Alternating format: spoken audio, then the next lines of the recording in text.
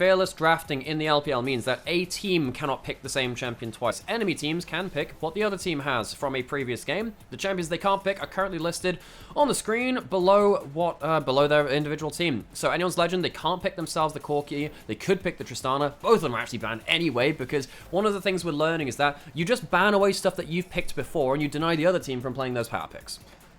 That's definitely been a pretty standard extrapolation, I think is probably the way to put it, of how the Fearless draft has ended up going. You've got to be dealing with some of those picks that you can no longer manage, and you can see the bans have just flipped. One's banning Tristana, one's banning Corki. Don't want to give those over.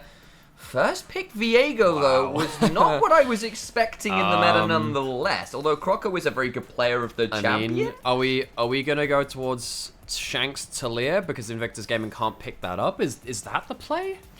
There was a hover there on the Ari. I wonder what that would actually just end up being the lock. Because it would be a takeaway from Shanks, who's a good player, and it works well with the Viego. But also, it's Nani's best win rate champion in mid lane. Like, he's like 7-3 on the champion. So I wonder whether he might look towards it early. It's not a blind pick champion right now. Maybe if you had like a best of 5 with a game 5, maybe we could blind pick it then. But even then, the Lee Sin being locked in. We have AD early skirmish junglers. Last game, very slow in the early game. Already with these 2 picks, we're expecting something faster now. Now, does that mean you lock in faster paced champions to benefit from that? The Draven, it's banned away from Arn last time as the 3rd ban from Anyone's Legend. It is a specialty of Invictus Gaming. They have every AD carry of Invictus Gaming somehow picks this one up. It's a prerequisite to join the Lee Sin organization. Draven, it's like that is now bot side level 3 focus very early on.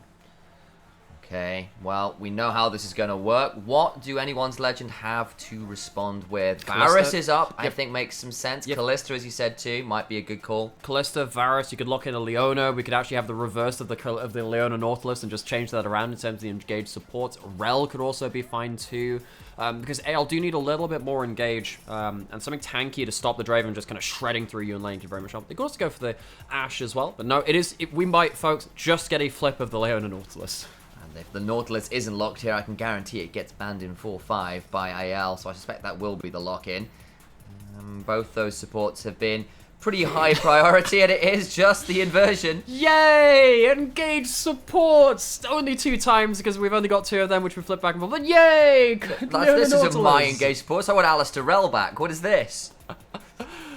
Well, we do some more. Well, you know what, Sam? That's our special bonus topic if we get to Game 3. We'll see if we reach that point. But now, both teams locking in the same roles. We did see a Varus get flexed towards the mid lane. In LEC, I want to say. I think it's Jackie's that played the Varus. Yes, it was. But, it's kind of a rarity in that sense. And now we're banning out some more picks, which can potentially leverage off of this early fighting potential. TF, Ari, they can all get involved quite early into the game. Wouldn't surprise me to see the Talia ban. Wouldn't surprise me to see a lot of these champions can thrive early being taken off the table. Especially now you've got things like that Lee Sin and Nautilus locked in, when you've got the Draven in. Any ways to facilitate action in the bot lane has to be a consideration. There's the Ari ban away from Nani, who obviously would love to have that champion as a way to combo the Lee Sin / go bot lane. So I wonder whether something like, I would have said the Talia, but of course it was picked last game to not the greatest effects. That's probably not a problem. The Aurelion Sol, another AP mid that's kind of fallen a little away from the super high priority was at MSI, but it's still a pretty strong option. Yeah, you're starting to run out of things which are both mobile to be safe from stuff like the Varus and the Leona and the Viego, but also something that can roam early as well. You don't have the LeBlanc. You might have to go back towards, I mean, you could go towards something like an Orianna. This would be very different. I'm wondering whether the Hui might be the one myself, and they decide towards that one, but I agree, the Vex would have been fun. Folks, why are we hovering this stuff now? Go home. We saw how Vex did at MSI. It's not necessarily the champion you always want to lock in, but yeah, we're getting down to that point now where a lot of mid laners have a lot of champions removed from them. I am surprised that IG didn't ban away the Talia. I think that Talia would be very powerful of themselves. I think it's fine into the Hui as well. The Kennen, very powerful though as a flanking top lane champion. What do you do to survive that? And the Yone into the Hui. And now you've got yourself 2 very deadly flanking options. Add in a Solar Flare, the Chains of Corruption. If you are not aware and avoiding the initial CC and warding your flanks, this Draven, this Hui could be under a lot of threat. The Cassante as a sort of frontline option to pair up with the Nautilus makes some sense, but I'm a little nervous for the side of IG if they don't snowball early, because those mid-game combos are going to be brutal from Anyone's Legend. And we've seen how well Shanks has been playing too. If Shanks wins mid lane, Arlo is almost certainly winning this top lane matchup, and you have a Varus down into the Draven.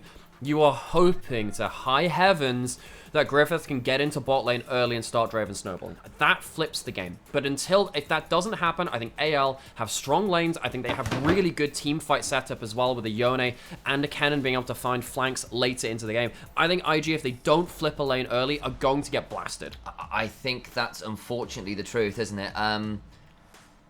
My eyes as well turn to someone like Ala, who's now in a matchup where they can sort of like theoretically take over again, and we've seen what happens if either they're given that single gank to give them the initial lead, or just a lane where they're not interfered with too much.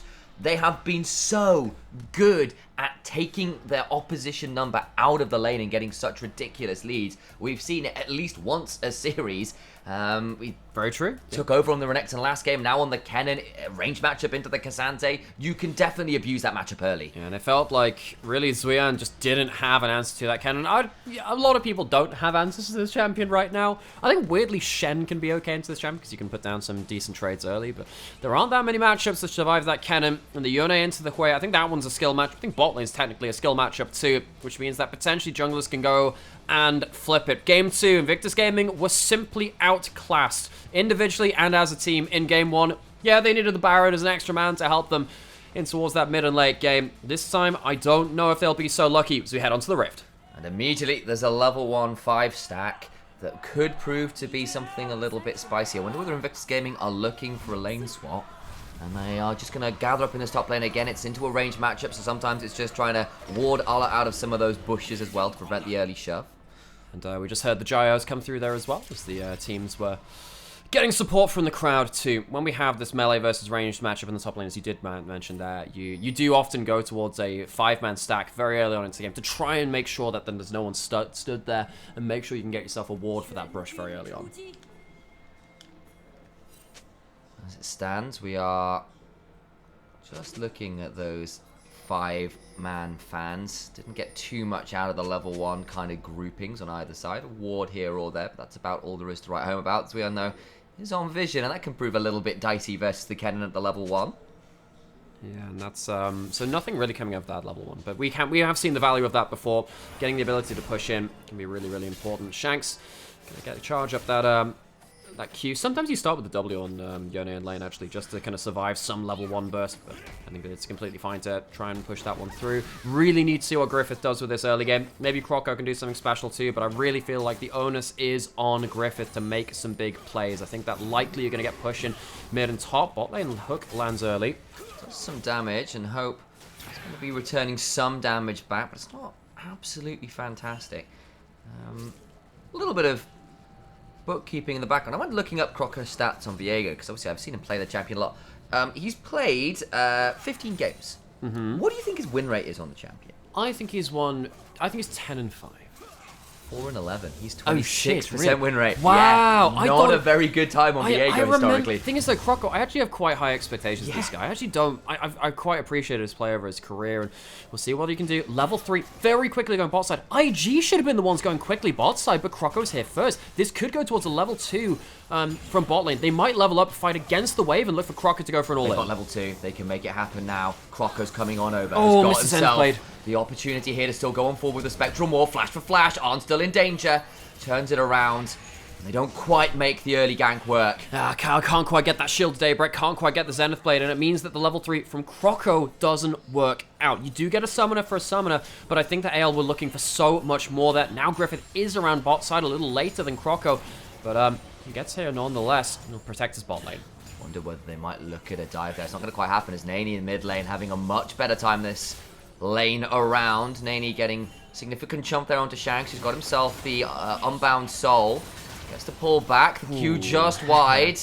Yeah, I was Sauron away with missing it. Close run stuff. We did say that this can be a bit of a skill matchup in mid and top lane. Griffith finds himself something in mid lane. Zenblade hits this time, but no flash to get out. Fair amount of damage. Kyle in dangerous position, gets stood aside. Hope in a dangerous position, but still springs eternal. Thanks to a barrier and a lack of mana from Arn. Can't keep up the blood rush. Yeah, and Hope really well played. Win in 2v2. We'll see if actually there's going to be a fight here. Oh, here comes boy. Shanks. Gets the double Q3 with Immortal Steel Part 3. That metal album proving very deadly indeed as Croco continues to throw down a few more Blades of the Ruined King. Bot lane, the fight also continuing. Vampire at higher HP, though, means that theoretically the brawling should still be in Invictus Gaming's favor as Arn blood rushes away. Hope has done a really good job of damaging Arn when the all-ins come through. You always want to turn damage around onto the AD carry if you can in a 2v2, and it means that IG, despite the fact that they survived the initial 2v3, and they do get themselves a close 2v2, don't manage to capitalize. That's very important. We were looking for an IG early lane flip. I don't think that's going to come through too easily. And now as we see, slight laning leads in each of the lanes across the map right now for anyone's Legend, which is not really something that IG wants to continue. They need to flip something. I'm looking at this, well, we've got, what, 16 CS for both junglers? Neither of them have bothered with camps. He's not even doing his whole blue side jungle. Griffith is just coming bot off the reset to try again. They know what the aim of the game is. They know what they need to do. Oh, we'll get the shield of Daybreak. Another auto from the side of Arm would secure it, trying to go under Hope, but Croco is here. A last auto would surely just get the cash in. Carl's got nowhere to go. They get the cash, but Shanks is roamed. They might want to keep playing this. Here we go. Teleport in to try and stop this one around. Soul Unbound could look for a little bit more. We'll throw down the Spirit Cleave up, but now with Nani here, they might be able to keep running along. Arn, flash for the the stand aside, and Arn gets another cash in. 2-0 Draven at 5 minutes. And we did say they needed to flip one of these lanes. It comes at 5 minutes in. The first couple of attempts from AL fall a bit flat, and this Draven, which anyone's Legend banned away in game 1, is getting results here in game number 2. I think Vampire's hooks were really crucial to this, but it feels like anyone's Legend maybe just misplayed some of their big engage too. They've got a cleanse, but no mana and no flash. I think Arn is dead to rights theoretically here. Hope can't join. Hope can't join. The wave's too big. He's just going to be alone in a 1v2. He might get one kill anyway. Carl's going to get Vampire, I think. Oh, wait, the shield is pretty good, but even with the Titan's Wrath, there's just nothing to be done. Can they donate it over to Hope? They were trying, I think, but Hope decides, look, I just need the minions. So Kyle gets us up the solo kill. Supportal combat here in the LPL. As the Leon and Nautilus, we said we enjoyed this one coming back towards here as well. But still, on the whole, it does feel like IG gotten the best out of this. As we saw that, Nani actually missed his ultimate there in the mid lane as well. Shanks pops back with that E just in time. Now gets the level 6 themselves. Did go on that roam bot lane, but the teleport from Nani proved a little bit deadly. And again, we're seeing now Griffith is finally clearing his jungle again. That gank happened with his blue side quadrant still untaken from level 1. Like, he just roamed after the reset straight bot lane to throw the timings off. The thing is, because Croco has been responding to this, it hasn't led to Viego getting a farm advantage. So actually, Griffith going into the lanes and skipping blue side and blah, blah, blah, actually doesn't mean that it's led to AL getting a huge advantage on the other side just yet. I mean, that's because Croco did the exact same thing, basically. They both just left the blue side quadrant alone. Now, well, we did say, without the Karthus, without the Talia jungle, we're probably fighting more. That has happened. Turns out that the speed of the early game in the LPL right now kind of determined on what junglers you have to an extent. If you have the AD skirmishing ones, you can start skirmishing a lot more effectively than something like a Karthus, which needs a back or two, needs few levels under their belt as well. Gold is now even in the early game. We can see that the Cannon pulling ahead of this top lane in isolation, but the Draven with 2 kills going towards a Bloodthirster first is going to be the point of pressure for IG. And we kind of called it out again. Ala in those isolated 1v1s with the junglers all bot lane. Sometimes that's all your top laner need. It's a conversation I know me and you have had many a time. Sometimes all you need is no one there, and the laners can play it out themselves, and this Kennen really taking the advantage where they can. Has gotten the early Sork Pen boots for all of that additional kind of DPS threat. It's not quite as catchy as All You Need Is Love. I feel like that wouldn't have made a hit. All you need is a solo lane. All I need is a solo lane that isn't interrupted. We have Griffith once again on the bot side. Kyle has flash this time. Might be forced to use it. Ignite not drop just yet. Oh, the Sonic Wave goes wide. The turnaround's pretty huge because the level 6 comes on down. Vampire in a dangerous position. And a stake through the heart shot by a bow might do it. As Croco can look for the reset. Tries to get over the wall. Does so. That's a Nautilus body stolen. And they can start to rub some more. Griffith looks to get in here. And the body block works. Draven's down. It's 3 for none in the bot lane. Oh, Croco comes out of those murky waters and the jaws slam shut. The Viego has kills. The Draven's been shut down. The gold advantage is showing through. There is an ult on top side, but Al has flash and ult. Should be able to get out safe. Gets the flash away. Does use the ult too, but with the ghost running and the all out, I wonder whether Arn can keep going. Another Q3 can do it. A lightning rush. Needs to land the Q3. Can't quite get it. And Suyan cannot secure the solo. So Summoners and ults traded in top side, keeping up the pace of this game. We did say it was going to be a faster one. And IG, serious credit to them after the kind of the bollocking they got in game 1. It was not nice. They have themselves a good response. Shanks Oh, going no. topside now. He has ult, he has flash. I think that Zuyan's just dead here. I think he's overstayed. Gets the W down, and we'll be able to buy some space. Flash, he's dodged away one from the footwork, and a little bit of a kiddie smile. Maybe we spoke too soon. Yeah, did he not have E? I think if he had E, maybe that could have worked out so much better, but great W from Zuyan, gets out. Credit to him, gets himself the ult and the flash out pretty much for free. Return down towards this bot side. Croco is once again heading down here. Might need to be here. Griffith has himself level 6 in a dream. Depth charge comes on down. Hope once again knocked up. The Whirling Death comes on through, but flashed away. Now Griffith is now trapped on the tower. Gets a Sonic Wave, but there's just nothing left to be done. Crushing more into the spiraling despair. Likely is Kyle's death, but Croco is here forcing Nani to flash. But he's got no abilities yet. He's used his Q and his E keys. There's not that much there. Has to flash away, and Arn survives. And Kyle lives! What? He lives with the Eclipse! We said that, oh, he's probably dead, but the tankiness of the Leona comes through. There is no AP on Nani just yet. Honestly, right. Sam, I was sat there too, like, okay, it's gonna be a 1-4. Oh, it's not. Not after that point. And once again, IG are slamming all that they can in towards this bot side, but it's just not working. See, it's a brief 2v3 again. What are we going back to? This is going to be the resets earlier. This would have been the resets earlier. Very near miss on the Q from Griffith. Turn around with a level 6. I think Kyle's been playing really well in regards to knowing his safe margins with the HP bar he's got left. He still walks up again beyond this. Croco knows that he can switch targets midway through, gets Sunburst on Arn, finishes up the kill, gets the massive soul of the Nautilus. With Viego, you want the best champions with their regular kit that they can. Body blocks out from that ward hop again for the final auto. Seriously well played from Croco. Then more lane plays as well when we see this. When effectively Kyle and Hope have been playing so well at just buying that extra auto attacks worth of time under tower in these 2v3s. And Kyle, blink and you miss it. Shield of Daybreak as Griffith ward hopped under the tower to lock him up there. Really great stuff. Actually, might see another all out again here from Zuyan. Won't decide to pull it as Croco's coming on up and the Slicing Maelstrom comes on down. Zuyan now in a theoretically dangerous position. Gets stunned. Doesn't quite land the Spectral Morph, but still has the ability to plunge a sword through the heart of Cassante, and he's brought down for the first time this game. Now we see Griffith caught out as well. No flash, has Ward's Hop. Gonna get some damage back. Another Heartbreak means Croco 3-1 and 2. This is why I was surprised to see those Viego stats. Yeah, it's like, wow, he's 4-11. Terrible player of the chat. No, folks, I know people say that numbers don't lie. Sometimes they do by omission with a lot of the context around them. You can end up getting tricked by them all the same. A lot's in the interpretation, folks. It is going to be 6 grubs over to anyone's legend. It has been hard to keep track of these objectives because it's been so much about the bot lane kills. We said that IG wanted to flip around that bot lane. They have tried their damn hardest to try and do that.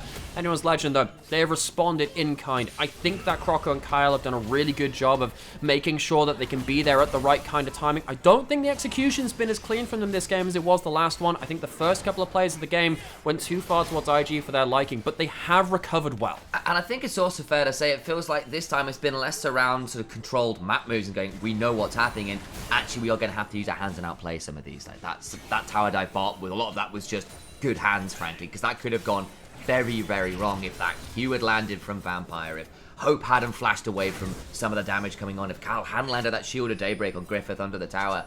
So many ifs, ands, and buts. But in the end, it's still anyone's legend that are ahead significantly in this early game. The goal is where they need it to be, and I don't think that's changing anytime soon. So let's keep stock of those items. Bloodthirster from the early cash in from IG has still come in for the Draven. That's very important. It means you can brawl more. It means you can eat up some of the poke from the opportunity Varus. On the other side of the map, got the Leandri's Cannon, which we have seen occasionally built up. I think we saw it once in the LEC as well. That Bloodthirster, though, that's going to be the point of concern here for the side of anyone's legend. They're walking down towards it. It's a 3v3. Kyle's going in. Here comes Shanks. Deathblade comes in down, and that denies the fight for a second as the Solar Flare down. Shanks has thrown the Soul Unbound, tries to get the ult with the Fate Seal, gets one there, but the flash away, the Spiraling Despair, not quite enough, and a shield from Croco, who's stolen the body of Lee Sin. Oh, the stolen Safeguard! I've never seen that in pro play. How many firsts are we going to get this week? We've had so much, and all on the top side, the Leandri's doing anti-tank work, though. And how often have you seen a Kennen build Leandris, but Zuyan is not enjoying the experience? That's a Q3, actually, but there's a Lightning Rush and another stun. And a solo kill for the top laner of anyone's legend. Oh, the burn comes to hit that Cassante right in the face. Zuyan can't get away from this. I'm 2,000 gold advantage. Nani throwing a skill over the wall. Aren't caught out alone. Has to flash over the wall. Croco's coming in with a flash and a stun. There's a cleanse available, but the slows are still there, and Conqueror's stacked. And an arrow and a final sword will pierce the heart of Arn. I want to see if Croco could actually pick up Axe Gold at that point. That'd be very funny if he could. You can actually get some stolen passives from champions. So you can get, so for instance, Galio's W shield passive. So the magic shield you get from out of combat on that, you can keep that as Viego even after you lose the sword. Lose the soul. Similarly, if you take Corki, you can keep the Gatling gun running for as long as the duration, even after you've ulted. There are some really funny things. He's got a gunblade, like that's that. all it is. He's a Final Fantasy character. Again, yeah, I mean, honestly, of the characters within League of Legends, he is one of the closest to being actually just that. I would pay for it. I was going to call him Leon. It's Squall. Kingdom Hearts brain rot is a real thing. True. I would pay for a Squall Viego skin. That'd be so cool. I would also pay for that. That's Yeah. great. And the thing is, like, there are already people with gunblades. I think we have Samira, which makes it a lightning skin for Samira. Oh my god, that'd be fantastic. That'd be cool. I mean, I'm not sure it'd be fair to call in like the Eidolons and stuff like that within League of Legends. That feels a little unfair. But basically, what happens here is Award tracks one of those resets. Arn would have been cancelled anyway. Blows his flash, can't quite cancel the stun. Flash over the stun from Croco, gets himself right into it as well. Doesn't even need to commit himself any further than that. I was wondering if he had to commit his ult, which of course he didn't have at that point. Doesn't matter though. He's got himself a huge amount of damage. IG feels like every skirmish now, like the last game, is going to have the added difficulty. You just don't have the stats now. Kraken Slayer feels so good for Viego at the minute as well, alongside some Steel Cats and a Corfield's Warhammer. Shanks might need to be careful, Shanks actually gets flashed on as Griffith comes on over. The knock-up combo is phenomenal, and another cash into Arn. And Shanks flies straight into Griffith. He's the one that flashes into the unseen Lee Sin coming out of that Dragon Pit, and he goes down for free. Maybe just a bit of a lapse in vision control. I still think that AL could commit to a 4v5. They have a very strong cannon who could teleport in.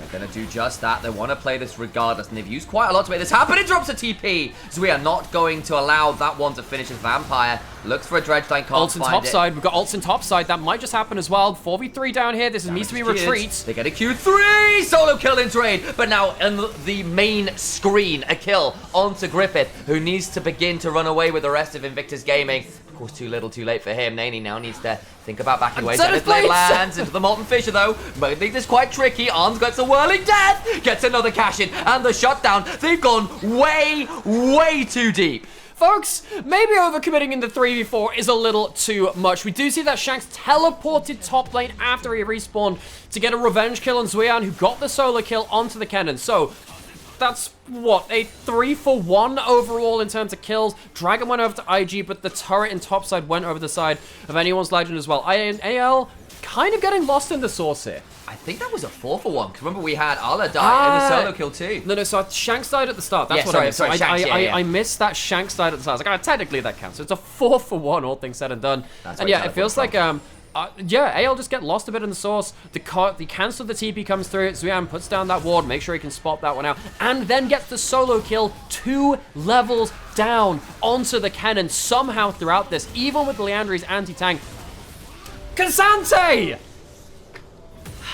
This champion's still exceptionally knocks for the teleport from Shanks after death, ensures that there's still one back. Actually, the Q3 knocked Shanks out of a good fate sealed angle, so nearly plays that one out okay. Still, though, it's a big game lead for Anyone's Legend, even if that sequence was a little bit messier than I think they would have liked. I think things are really going to change now that all outer turrets are going to be down from Invictus Gaming. They're not going to have any cross-map objective bounties up on the board again. It's only 17 minutes in. Again, Anyone's Legend very, very strong in this early game, even though they've messed up some of those early skirmishes and gave some gold over what maybe they didn't want to. Does feel like Anyone's Legend, though, have the map positioning now. We need to see, for me, it's very important now to see they can calm down and close out a game with a 3-tower map advantage. Kanik Ruka for Zuyan might have been a part of the reason why he was tanking up so much there. It's like, oh, wait, why is he so tanky? Oh, Kanik Ruka, always a potent ability. Still, though, they are in a position where they're still 5,000 so gold down. technically, Kanik Ruka kind of is an ability if you count Galio W passive. It actually kind of is. We've got that all in on top side. Forced to teleport actually, but Shanks has got a Q3, so we'll be fine to mortal steal away, such as is required. But the teleport being summoned after what amounts to just an E combo is a little bit dicey. Yeah, that one's nasty, because the thing is, we just said that even though IG have been winning skirmishes, they are losing on the map. They might be losing on the map. Ale comes behind, Slice and Maelstrom comes on down, flash for flash, there's the cleanse, but the damage is already through, and Hope brings on down. And that's just an overextension from IG. This is exactly why we needed to see AL use their tower advantage and get something special. Zuyan manages to get onto Croco, but doesn't get that much damage. This Viego is a carry at this point, has 2,000 gold over the Lee Sin. Need to be careful not to give too much damage. Look at the damage coming through. Well, the Spectral Maw, but actually has to Heartbreak away. Zuyan buffers through it with the all-out, though, but Shanks is here. Croco in a dangerous position, doesn't have flash. Smite for the speed, gets away. Zenith Blade over the wall. Somehow Griffith is there. The kick doesn't work! And they get the kill back. Teleport behind. Now Invictus Gaming about to learn the meaning of defeat, despite their namesake. A stun comes on through. Arle still not got the Slicing Maelstrom, means it's not as deadly as it might once have been. But they still get another kill onto Zuyan. Somehow Croco lives. It's saving Private Viego or something. I don't know whether that one would... His Majesty, yes. Yeah, he'd say, I don't really think it's the same as a Private on the front lines, but all the same. His Majesty, the King, survives, and anyone's legend walk away with this team fight. They really had no fight winning in this one. IG, heartbreak for them. I was going to walk back up towards this top side, even in the 1v2. And AL, once again, flexing their muscles in the enemy's side of the map. That's the important thing. IG have not been able to get control back of their own jungle. It's always a miserable point when you're still stuck with an unupgraded Smite at this point. Poor old Griffith having a rough time this game, 0-6-3. We saw a weird interaction there. Effectively, Viego uses the R, but Casante's already buffered the R, so R then kind of drags him back to where he would have dragged him to eventually anyway. And that's just the lack of stats. That would have killed him if he were slightly further ahead or Viego was slightly further behind. Not to be that case. And it really does feel like IG, this wasn't even a bad play from them. They actually managed to get right on top of that Viego, stop that reset threat coming through. Might not be able to do it this time, though. I think that's just a deck, Sensei. Is again, Zuyan, the solo kill aside, it's not been a particularly fun game for him. And we're looking at those stat lines, and none of them look pretty with the exception of Arn, who is trying 2 items on this Draven. Theoretically, if Arn can auto-attack a few times, maybe, just maybe, they've got an angle, but that's just so hard to do when everyone else is so scary. And everyone else is so mobile, too. Every single person, I mean, besides the Varus, is very hard to auto-attack because even the Leona kind of just stuns you so much that you don't get good auto-attack uptime on you that much. Arn trying to get an objective bounty towards topside. Kyle doesn't have flash, so needs to be a little bit careful. Shanks gets an ult out, goes unstoppable, but it is stopped. It's a nice kick back, and actually that's decent CC. Soul and Bound does some work. Whoa, way! Yone is absolutely foul. Casante is not the only champion with maybe a balance issue or two. Over the wall he goes, trying to get the mortal still, finds a Spirit Cleave shield once more. And somehow, someway, in a 2 versus 4, they find that. How have we allowed these champions to exist in our game? What went wrong? Where did we get to this point? They win in the 2v3. Anime. And I have to say, maybe add another kill onto the board there, because I think my heart just died a little inside. Anyone's Legend's greatest nemesis this series has been the Baron. That was an interesting look from Nani there with the severing bolt, but can't quite find the execute empowered damage to kill it off. I'm still in shock. Anyone's Legend gonna walk away with a Baron, gonna walk away with an entire enemy jungle quadrant, and you know we said that game 1 was them kind of outplaying the map. Feels like they've had to hand stiff. Croco gonna avoid the ult, but he's in a 1v3. But we've already seen these already. Shanks is here and Nani has to flash. They're gonna make this just the 1-for-0 right now as the Grim Visage comes along and CC Shanks long enough. And actually now Zuyan behind. This might be a bad moment. They've got a bit too deep. They've been a little bit too hypey. And Shanks gets stabbed. Oh, and it's gonna be finally the Ode falling, but at what cost? The 2v3, like, okay, this is a good interrupt coming in from the Nautilus, but you've been kicked, your ult's not on the right target, and then somehow, with his basic abilities, in a 2v3 at half HP, Yone walks away with 3 kills from the play. This is simply not fair. He even misses some of his abilities. We kind of came back to that play midway through because I thought Nani had stuck around, but he'd gone back to base. Can't quite get the damage there. Speaking of getting back to base, I actually think it might have even killed if he had got the W afterwards, but I think the animation would have taken just a little too long. Very, very close to Nani going down. It is a 10,000 gold lead at 23 minutes. Somehow not as much as it was the last game. The game has been not as calm as the last one, and the last game was also not particularly calm. AL really, really mechanically out-muscling in this game. It really feels like the skill shots, the skirmishing instincts have been much more on point. I think that actually the unsung hero for me outside of the, the regular bullshit champions has been Kyle and Leona. Yeah, completely true. I think Kyle has to walk away with MVP from this part of the game for me. This guy's been body blocking like a god. The ability for him to, the way that I refer to this in the LPL is full contact team fighting. When your players are caught, you go and all in to break up the combo. Kyle has been fantastic at this. And it feels like IG have just not respected the amount of CC to break up when they kill combos. He's an excellent second row for League of Legends, that's for sure. Rugby references abound. If you don't get that, go watch the game. It's a great time. But perhaps onto this particular code of sporting endeavours. Chains of Corruption do land, and away from it for now. Just a siege onto this tier 2. Griffith's looking for something. Anyone's Legend actually refers to Alan Wynne Jones. That's the A in that one. That means that the What front row goes once again. All the while, though, we're seeing the flanking option here. Does that make it Shane Williams for Shanks here on the flanking option?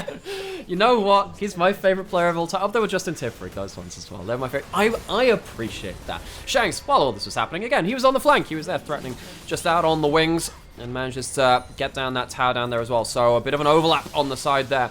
IG need to be very, very afraid of leaving their map unschooled now. If they don't manage to get their waves in order, this will end through side lanes. Very difficult to manage. Just look at the gold lead at this point. It's near enough 13,000. That's just pretty obscene. You can see it everywhere. There is a monstrous gold lead, particularly in top and jungle. And you praise Kyle. I think the other person you praise on that front is Croco as well. Yes. The 2 Korean imports coming on in.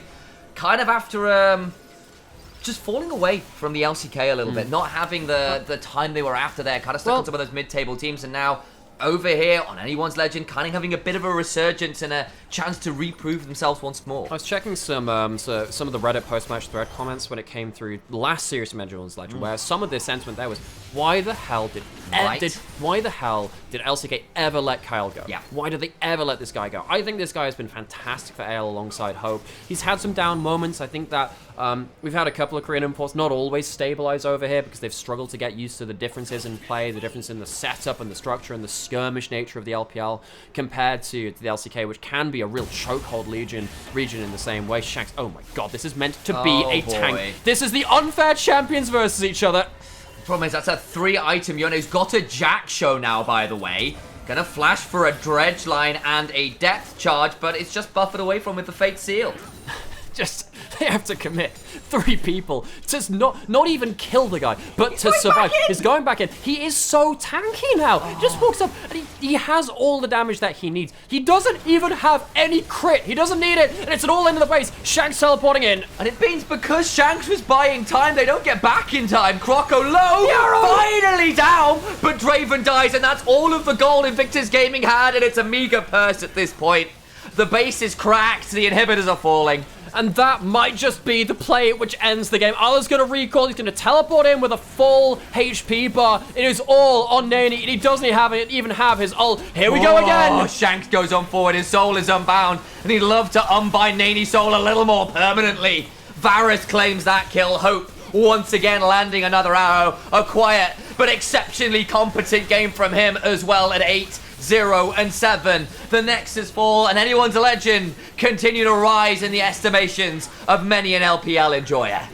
It really did feel like Anyone's Legend are one of the top teams to watch here in the LPL. We have our teams like BLG, Top Esports, JDG. For me, I think that AL are putting their name in the conversation. I really feel like this team could do something special here in this split of summer 2024. IG, perhaps not the most tough opponent coming out from this group so far. I think they are, again, they're in a bit of a death spiral. I think this team is starting to struggle to find their heroes to build around. I think they're struggling to find form to work around. But AL, make no mistake, are showing the right kind of macro stuff. They're showing the right kind of individual stuff. This team is headed towards the top. And on the other side, of course, Invictus Gaming, it's a rough series, but, they did try to make things happen bot lane. They had Griffith recall and make that really aggressive play. They got the double kill on Arn. Arn actually got a lot of shutdowns, and Anyone's Legend a few times that mid-game got a little overeager, overdived, and there were a few bits here, and you can see Invictus Gaming were genuinely trying. I just think, frankly, they were outclassed. Look at the solo lanes. Look at the snowball that happened through the jungle eventually as well. That's just it's hard to come back from that, whatever you're doing on a kind of macro / this is the playbook front, when the individual pieces are just getting blasted in whatever contact they take. And this is why I really need to see Anyone's Legend versus particularly top esports and BLG. I think JDG might actually be a favored matchup for AL, specifically in early game, because it feels like that team relies on Kanavi blasting individually in his own right. I feel like BLG and top esports